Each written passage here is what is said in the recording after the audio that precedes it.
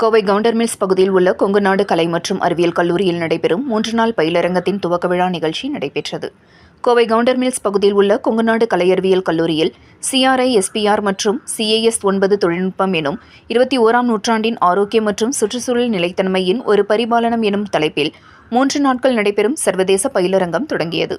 இந்த விழாவிற்கு கொங்குநாடு கலை அறிவியல் கல்லூரி செயலாளர் டாக்டர் CA வாசுகி தலைமை தாங்கினார். விழாவிற்கு வந்திருந்த அனைவரையும் கல்லூரியின் பேராசிரியர் விஷ்ணுபிரியா வரவேற்று பேசினார். வருகின்ற 11ஆம் தேதி வரை 3 நாட்கள் நடைபெறும் இந்த பயிலரங்கத்தை லண்டன் வெஸ்ட்மின்ஸ்டர் பல்கலைக்கழக பேராசிரியர் கல்பனா சுரேந்திரநாத் தொடங்கி வைத்தார்.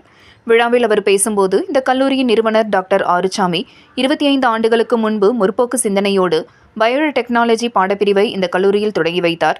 நான் இந்த உயர்ந்த நிலைக்கு வர காரணம், இங்கு இந்த பாடப்பிரிவை எடுத்து படித்ததன் பலனாக இந்த உயர்ந்த நிலைக்கு வந்துள்ளேன். அதற்காக நிறுவனர் டாக்டர் ஆறுசாமியை பாராட்ட வேண்டும். அதேபோன்று இங்கு பயிலும் மாணவ மாணவிகள் இந்த வாய்ப்பை நன்கு பயன்படுத்திக் கொள்ள வேண்டும் என்றும் தெரிவித்தார்.